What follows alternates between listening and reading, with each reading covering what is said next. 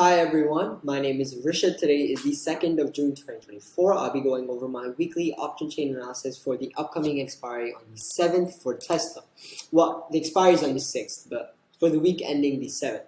So we see that the PE maxO has gone down, so that's negative. Quantity is higher for PE, that's positive. The change is positive for PE, which is positive. Short squeeze is higher for PE, which is negative. PCR is above 1, so now that's positive. Implied volatility has gone up, but historical volatility went down, so that's so that's a negative and a positive.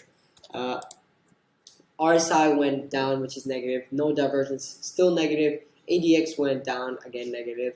ATR went down, that's positive. EMAs both are lower, so that's two negatives. VWAP is lower, that's negative. Pivot point is higher, that's positive.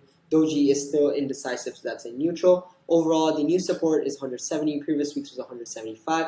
Resistance is still 200, and the prediction is that Tesla goes down. So thank you for watching. Enjoy, and I will see you in the next video.